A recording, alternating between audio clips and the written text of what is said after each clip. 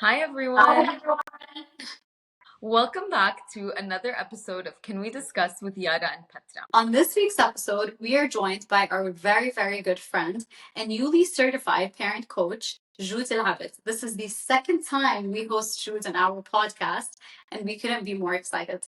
Jude, thank you so much for joining. We're so excited to have you. I'm so happy to be here.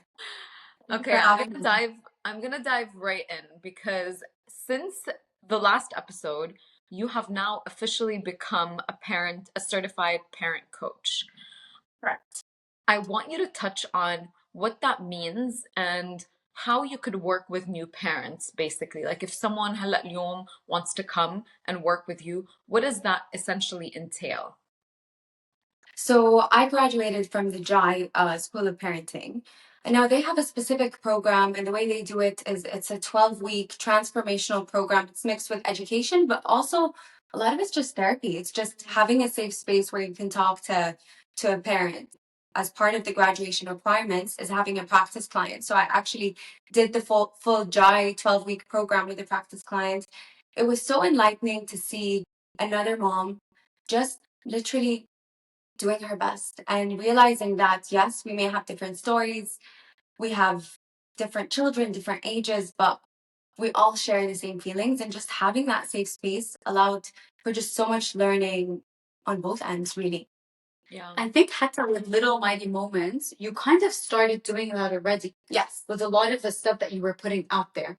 How did that really affect or maybe enhance your journey with getting the certification, or when you were talking to a real life parent and going through the coaching steps? Yeah, for me, little mighty moments was before even the parent coaching. Yeah. Because I have my bachelor's in early childhood education, children are generally just my passion. Like I feel like there's just little things that if we know and we embrace childhood and even not just parenting, like literally looking at children in a different light, it just makes it more fun, more enlightening, and there's so much to actually learn from children. So those little little bits of information that I would put was I wanted to put my personal kind of story, but also add in that education. But and now the fact that you're saying that, like, I really miss doing these videos. I don't know what happened to me with social media. I was just like, I'm at a stage right now where it's like, if I don't feel like doing it, I'm not going to do it. You know, like for the first time, we all go through it. I mean, you already know that, right? Yeah. It's just something, especially with social media, because life can become too much at times. 100%. And there's a lot that can feel overwhelming at some points when you do have, and you're a parent, right? Yeah. Like, you're a first time mom, your baby girl is not even 2 yet. Yeah. So I know at one point you feel like I'm with her all day long. And when she goes to sleep, this is the only time I get to myself. Yes. That's when the day kind of starts. Yeah. Your day, you know? So you don't want to spend all of that time. And you also want to spend some time with your partner, but you don't want to spend that time on social media. It's another job, basically. Yes. And I think a lot of it is I've learned a lot about myself through opening up little mighty moments and posting is I can be the world's harshest critic. Yeah. And it's like I was reading a book, Let Them. I don't know if you read it by Robbins. And she talks about just in social media how many drafts we have. Yeah. And it's like if you can use social media as your way to express yourself rather than just is it perfect? Is it not? And I think a lot of what made me stop doing these videos is kind of decided that I didn't want Talia to be in it. Okay. So I don't know. It's just I'm figuring myself out back into the social media space. I mean, we can't wait to have you back fully. I mean, I know you've been شوي شوي عم بتحطي انت هيك كم شغله. Yes. بس انه not how you were before. And I think everyone that follows you, I speak on everyone's behalf, I'm sure. Everyone is waiting for you to ترجع تحطي كل هول videos. And this, I think, Tanya or without, yeah. I think the content and the messaging is going to be great. Thank you so much. That means a lot. And I think this is why I was so excited to do this podcast, because I was like, I miss talking about these things, you know? Yeah. So, yeah. I think it's so important as well to recognize though, no, social media منه شيء هين. Like everyone takes it very lightly. It actually takes so much time, so much effort. We've been doing the podcast now since last year, and it takes a village. It really, really does, especially if you have another full-time job, which being a mom is a full-time job. And for you, like you had taken time out of your corporate job so you're able to focus and have more time with Talia. And then like when you take on something like social media, it's so much more effort than you initially think. So like even for us now, I'm like, all right, we need some help here, like to get this thing moving Yeah. and get the ball rolling even more. But you're But I still appreciate, showing up, which I love. You thank you. didn't stop, even with that pressure, and you both have Yeah. full-time jobs, and just I love your podcast, and major respect for just continuing to do it. You committed to do something, you enjoy it, you're doing it, and you're spreading a lot of just nice chats around, like I Thank personally love podcasts. I think it's very important the fact that you do something fine, you're in your corporate zone, but you're also taking the time to do something that is good for you. Yes. Even Yeah. though it does take a lot sometimes, and in other days you feel, خلاص, I'm so tired. But you have to do something that's just for you. That's not for the corporate life, because that's not you. It's a different side of who you are. It's important to make sure you cover all bases. I love that. Perfectly said. It's true. Last time on the episode with you, we talked about, how to approach raising a child with a village, right? Yeah. It's been a while now, so I'm curious to see if there's any new learnings on that front or any tips that you want to give new moms or first time moms. I think in general now, like, yes, 100%, you need a community, but the way just modern life is now, it's very rare to find families living next to each other. It's just the way it is. And I realized I had to build my own community. So it's one thing to say, like, oh, I don't have a community. What should I do? But like, there is a way to build a community, and whether that's through a neighbor, or whether that's through nursery, or whether that's reaching out, just reaching out. Like, I think I'm the type of person that used to be like, if I'm stressed, if I'm anxious, like, it's fine, I can handle it. And I'll just like kind of do it on my own. But you just ask, just Yeah. reach out for support. But in terms of learning, if you had told me then what I know now, I wouldn't have taken it too seriously. I think at that episode, like, I was like, okay, and it's like I had all that information, and it added more pressure for me to be that perfect parent. And even though I said in that episode, there's no such thing as a perfect parent, at the end of the day, you can learn things. But when you're in the moment with your child, and whether it's a triggering moment, whether it's a moment where you're like, oh, I love them so much, like, what is this? Like, you learn. I think being a parent had allowed me to realize a lot of things about myself. I think that's one thing that I wasn't expecting. Like, in the previous episode, during that phase, I was so focused on like child and what I know, but like I wasn't really actually looking inward throughout those triggering moments. It was more like, okay, but now, like, I just have a lot of better understanding about myself, I think. And I think when you do have a better understanding about yourself, you just show up differently, not as a parent only, like in all your relationships. So yeah, that's been the biggest change, I think.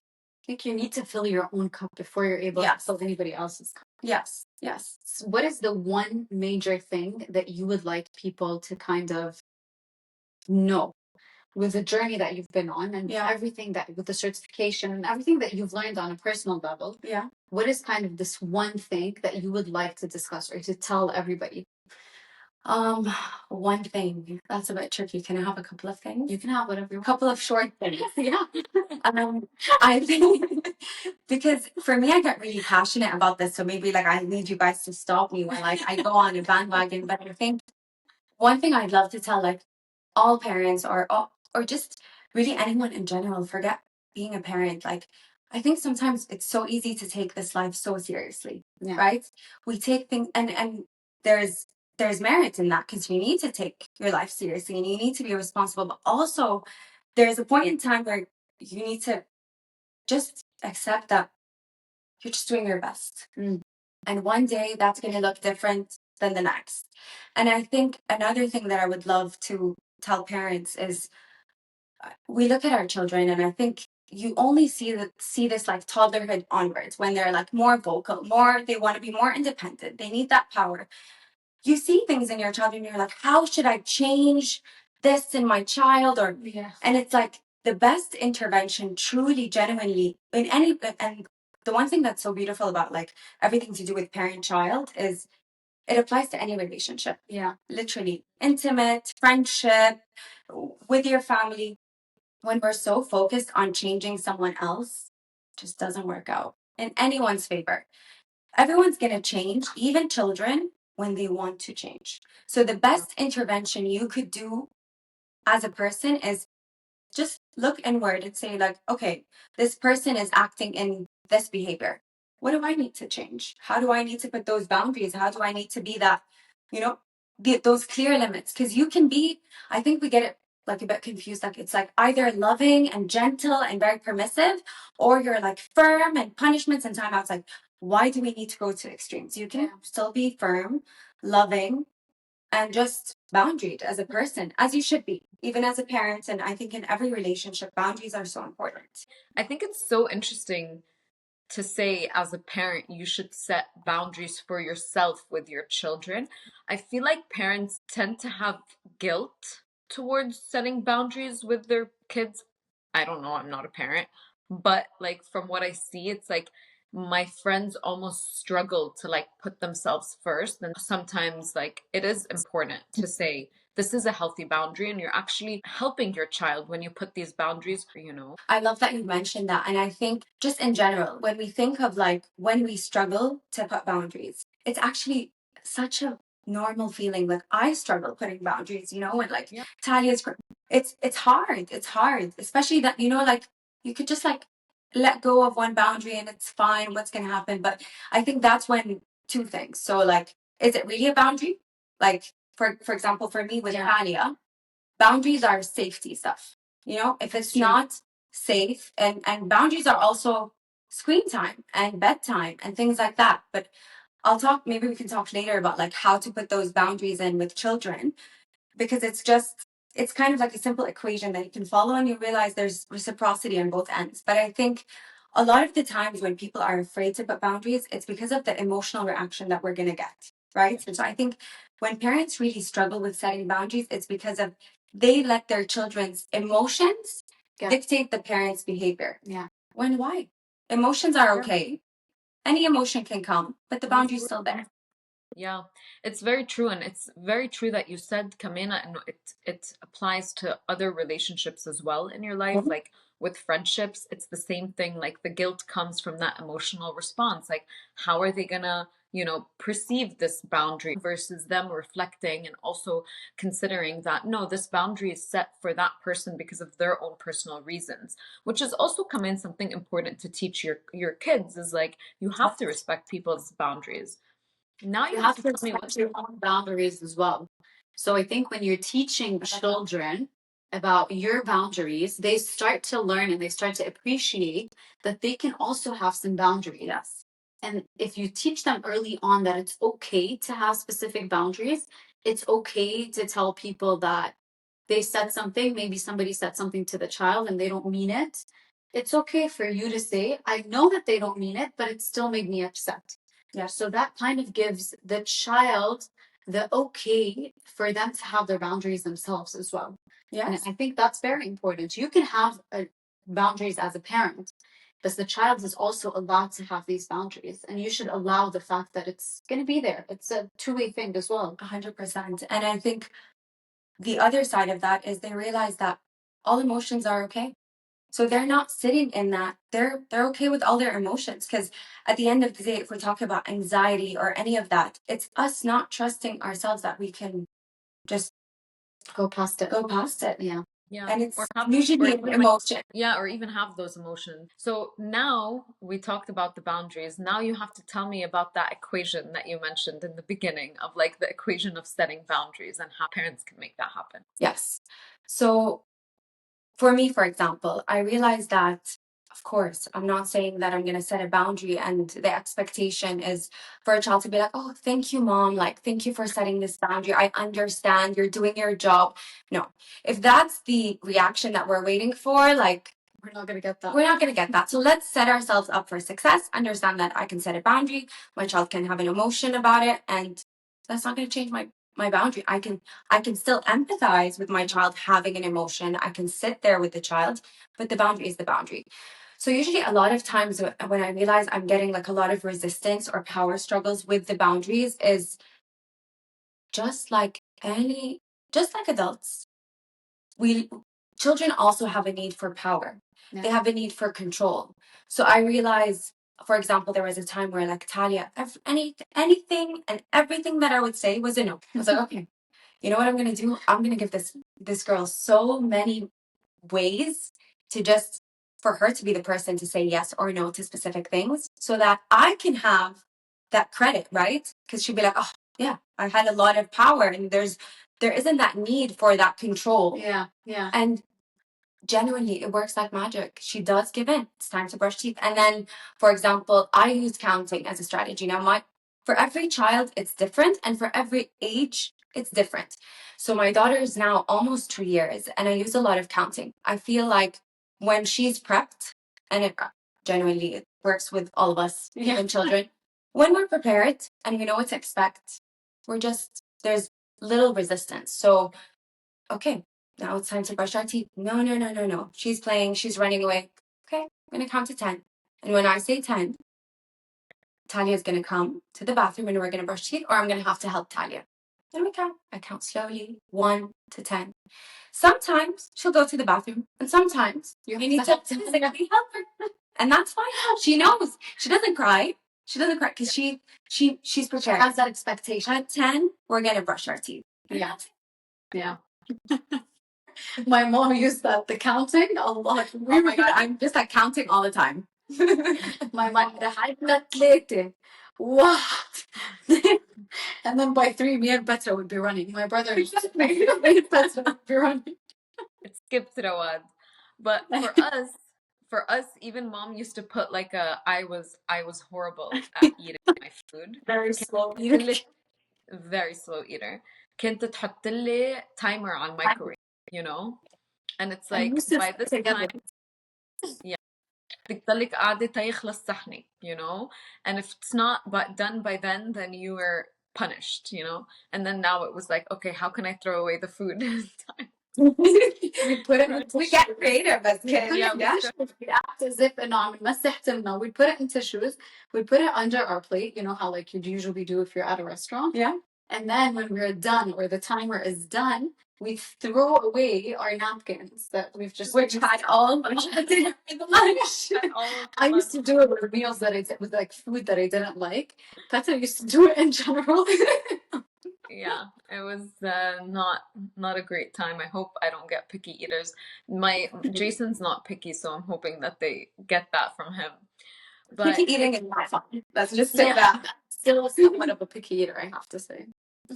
But you know what you want. Yeah. So to me, I think if we can touch on this food thing, because I've been basically also doing my own therapy, which has been so enlightening. And I do it for my parenting as well. You know, we all kind of need that safe space to kind of just talk. And wow, maybe we can talk later a bit more about that and my journey with that. But essentially, for me, I think eating is such a thing where I'm like, don't force her, don't force her.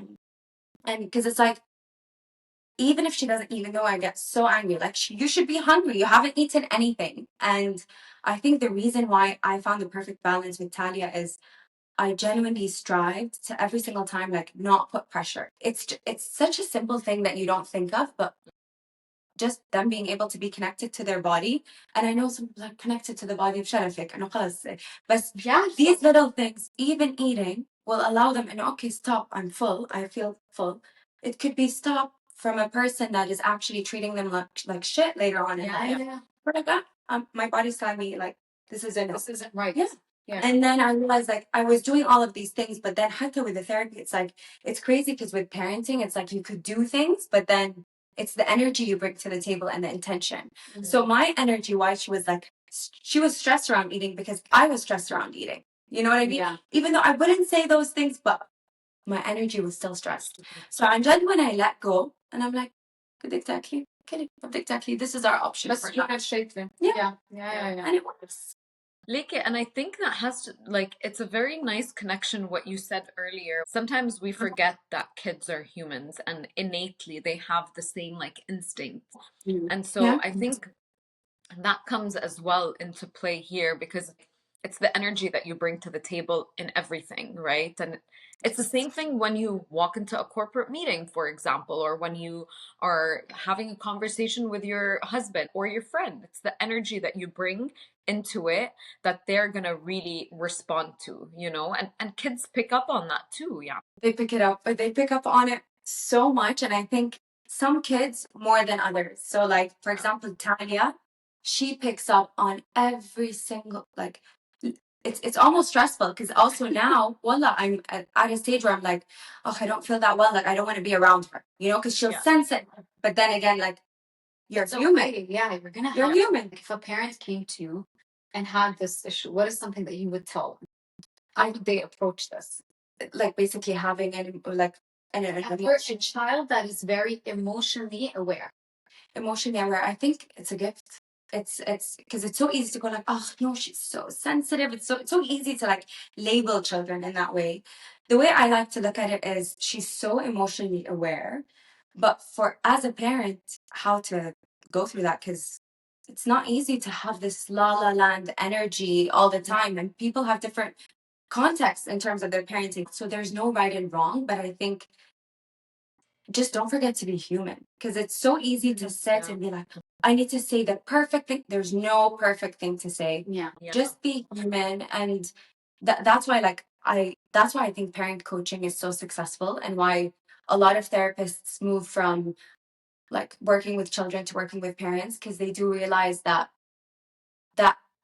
changing the parents has an automatic change in the child. Yeah. Whereas like we sit and we look at that behavior of the child. So one thing that I'm really trying to do, because this is something I'm going through, is just accepting that she can pick up on my energy. And when she does, and when I realize she does, I think with children, it's lack of information is what allows them to be anxious, to like cling to. So yeah, mommy feels sad a little bit. It's okay to feel sad. Do you feel sad sometimes? Yeah, it's Yeah. okay to feel sad. Yeah. I think What can I it's so do? Yeah. Yeah, I think it's so important, مثل ما قلت, to just like, it's like the way that you put it, which is like lack of information, but it's true. Like we try to hide so much from our kids, or even our parents hide so much Yeah. from. لليوم بعدهم أهلي، عرفتي إنه إذا صار شيء لا سمح الله مثلا حدا فات على المستشفى بلبنان وأنا هون بأمريكا، إنه لا خلينا ما نقلها بدها تعطى الهم، ليه بدنا نعطيها هم. It's just and it's just like, no, I prefer to be in the know and then respond the way that I want to respond, and be able to have that control as well of like my own emotions. مثل ما قلت إنه humanizing yourself as a parent is so, so important. I think like kids tend to not humanize their parents, so it's more so like a role that the parents need to work on. And with that, I think I love that you said that you're now in therapy. This is actually something that I think is very, very interesting. Do you want to talk a little bit about like therapy, what made you take that decision, like how it's influenced you as a mom and as a parent coach, I'm sure as well. Yeah. Yes, I would actually love to, because a lot of times when I tell people like I'm doing therapy, they're like, oh, what's wrong? Like, is everything fine? And stuff like that. Yeah. And to be fair, I was one of those people. Like, I was like, I'm not going to do therapy. Like, I'm okay. But it was very random. I saw basically the ad BetterHelp. I'm not sure if you guys saw it on Instagram. Of course, yeah. What is that? You know, I was like, what is that? Whatever. Downloaded that. Oh, registered. Why not? But exactly. And yeah, my therapist, I'll say her name, Nels Rodwell, if anyone is interested. Oh my God. When I say that she transformed my life, she transformed my life. So that's her as a person. But in terms of therapy, I think with successful therapy, coaching, and stuff like that, it's not that someone is basically directing you to how you should live your life. It's just, I think, the ability to have that safety. And I think when you're in a secure space, right? And that's why like secure attachment is so important, because, and that's what parents are striving for with their children, is when you realize, because it's not what happened to you, and what happened to you doesn't need to be that you've been physically abused or anything. Exactly. War ما بنحكي هيك. Yes, there's trauma. It is trauma, but trauma is also just the story that you attach to what happened. So there's a lot of other therapies other than talk therapy, but I think just having that safe space to actually, and what successful therapists and coaches do is they ask questions. And when you just get curious, I think curiosity is the most important thing. And even if someone doesn't afford to go to therapy, just a little thing that someone can just start doing, even through parenting or whatever, is just get curious about yourself rather than going into like, oh, like I feel sad, like this, blah, blah, blah, blah, blah. We're so wired to be in a specific way. But if we just sit and just get curious about like ourselves or even another person, you realize that it's just, and a lot of it is just emotional regulation. Like one thing my therapist really taught me is just go through that, like, what am I feeling, why am I feeling it, what can I do to get better, and one thing, like in a simple things that you'll realize, at the end of the day, we are emotionally driven, we're socially driven, we're sexually driven, we're safety driven, we're emotionally driven as a lot of it. So a lot of the times, if we look at those instances in our life where we felt down or anything like that, it's the emotional reaction that we've had. And I think the most important thing that I've learned is to respond rather than react in life in general. Yeah. And it's not about being emotional or sensitive all the time. No, You not can at be logical and still understand your own emotions. 100%. You can approach things with emotion, but with logic at the same time. Like, yes, this thing does upset me best. For example, this is the way life is set up. It's not your identity. It's not. It's an experience you're having. It's a little experience you're having in your day. Yeah. And like you said, how am I going to react, or how am I going to use that emotion to do something that's going to make me either feel better about it or regulate kind of my emotion? Because it's a signal, right? It's information. Yeah. And rather than shutting off emotions, let's understand ourselves and understand, we're built this way. We're built this way for a reason. So just understanding these signals. Yeah. One thing I read about kind of becoming new parents, for example, or first-time parents or whatever, or with any child, is have the difficult conversations with your partner before you become a parent. Yeah. Have the difficult conversations, even if they're going to hurt. Have them, and have them in a setting where it's okay to have that conversation. It's okay to feel the emotions, whatever the emotions you might be. Have them, argue with your partner, and then decide what you want to do about everything. But having those important conversations and finding that مش common ground, لأنه مش دايما حيكون في common ground. Yes. But finding that kind of mutual respect to each other's approaches, even if it's different, is very important. Yes. I think the relationship bit in like with parenting is something that a lot of people don't really talk about, and understandably so. It's a private matter, and we're kind of ingrained to have this like, oh, perfect. Like this was also something that I don't know if I touched on it in the last few episodes, but like one of the fears that also like I have as someone who's not a new time mom anytime soon, um, don't look at me like that, Yara. Soon. Take your time. Yeah, is I get scared about like what is it gonna mean for my relationship? Like now it's not gonna be me and Jason anymore. Like, look at us, we're so cute. Like it's not just gonna be just us, like it's there's gonna be another person who's gonna play a big role in our relationship, who's gonna play a life-changing role in our relationship. Before it was always like we have to prioritize the child. Now I'm hearing it more and it resonates more with me, is that actually you have to prioritize each other first, because that's what's going to really put forth the energy in the house and really going to help your child understand what a good relationship means, what a partnership means, making those decisions together. But I think it's definitely important to have those conversations before. Like sometimes I'm in shock about what I find out people later like didn't even talk about. But can you like shed light on something that you might have learned like through therapy when it comes to relationships? First of all, Awalshi, I admire the fact that you're even thinking like that, because I think that alone, just having that awareness, will allow you to protect your relationship through the changes. And I think a lot of times we focus on like just conversations about the children, but actually have conversations about like, okay, so I'm gonna go through postpartum and it's gonna be hard. Like I'm gonna whatever, you can create scenarios with each other and just have that open conversation about the relationship as well. What are we going to do when it gets hard? Are we going to have checkpoints, check-ins? Are we going to be honest with ourselves? Because a lot of the times I feel, even from the stories that I've heard and also my personal experience, is men sometimes can feel like, oh, I don't want to add more on her plate, so I'm just going to stay quiet about something. When always have these open conversations, I think, Yani, I think in terms of relationship, it's something they usually say, like, divorce rates peak up usually After children. after children. Yeah. Yeah.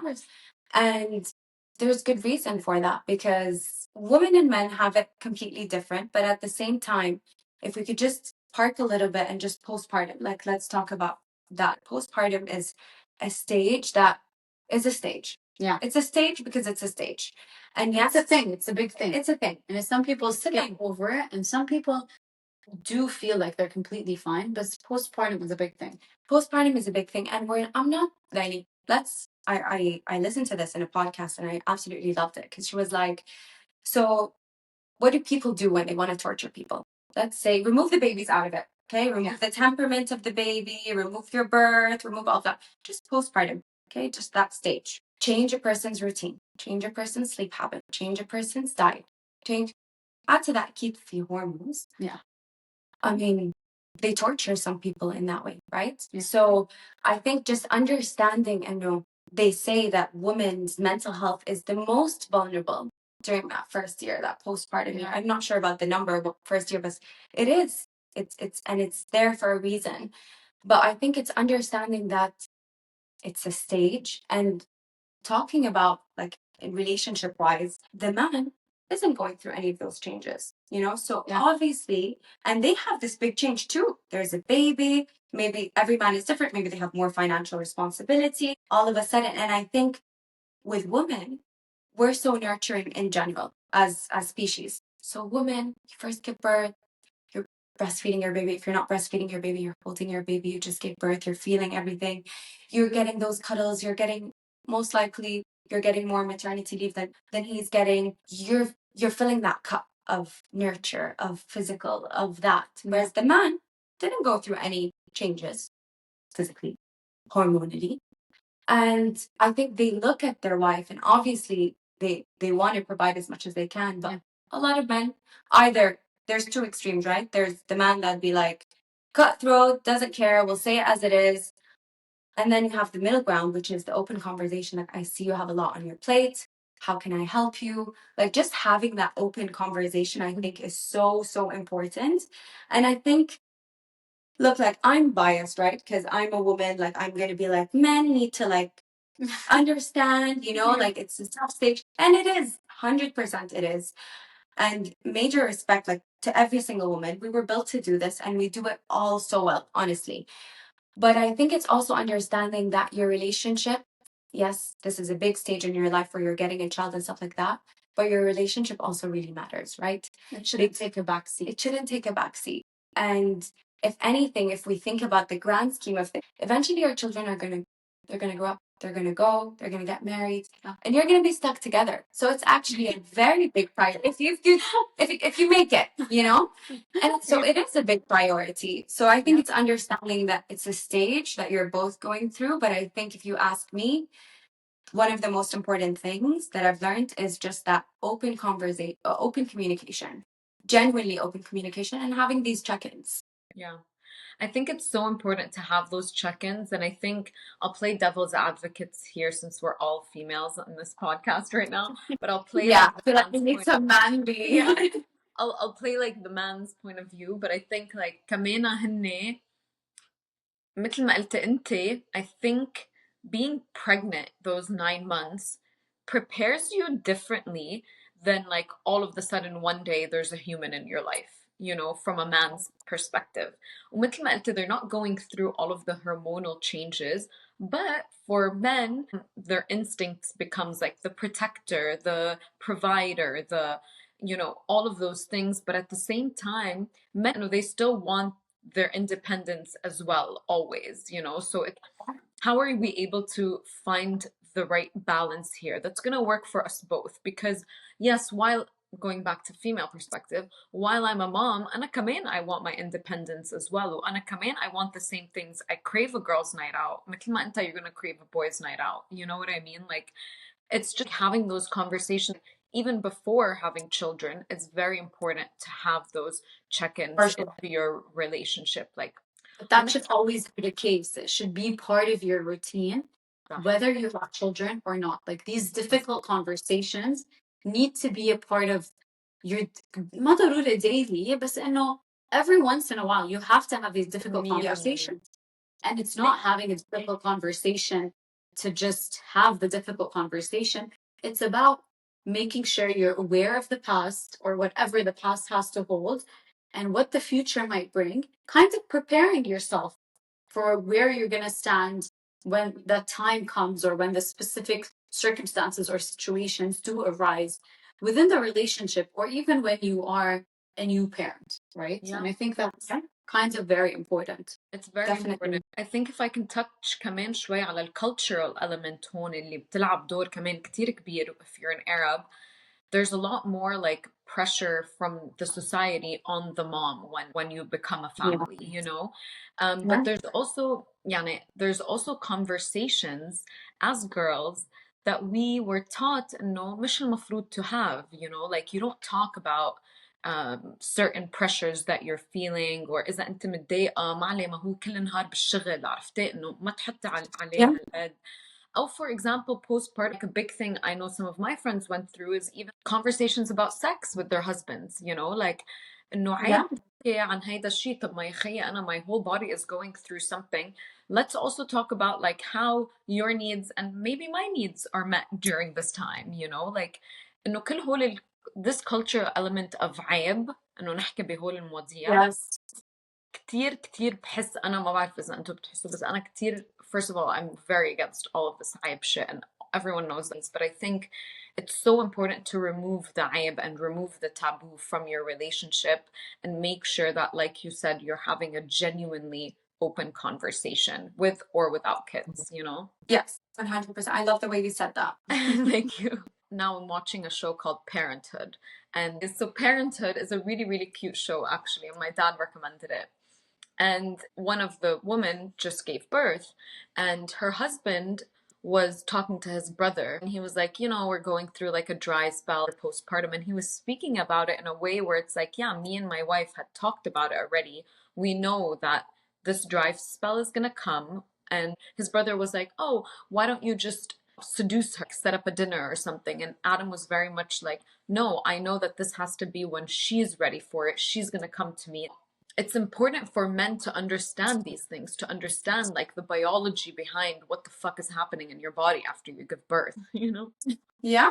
Actually, that brings me to our last question of this episode, although, of course, we can never get enough. I know that us three can talk on for hours. But I think kind of the question that I want to close us off with is when the parents or new parents are going through emotions together or with each other, right? And you see the parents, there's something بيناتهم عم بيصير, whether it's a very good thing, like it's more loving or it's more problems. How do these emotions affect a child's development? As a parent coach, how would you approach your response to a parent? I think this is such an important question because and it's so important to be aware of these things, right? Now let's talk about you mentioned like in a loving state and then like in a more kind of like maybe like argument. Yeah, exactly.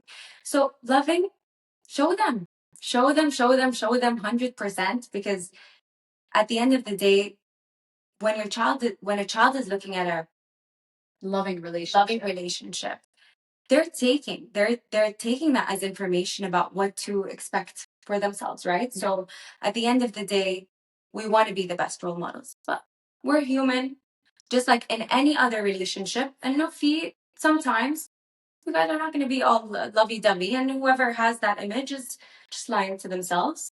So I think, but I think that's where the responsibility as a parent comes into play, right? Because it's so important to understand and know, okay, whatever skills you're trying to teach your child, at the end of the day, the best teacher is you. They're looking at you and how you're responding. So check with yourself. How are you responding when it comes to like heavy emotions, something happened that you didn't like? I think if you literally can't control the conversation, I think it's the parent's responsibility to go into a room, lock the door, make sure the child can't hear, because the child doesn't deserve that. Yeah.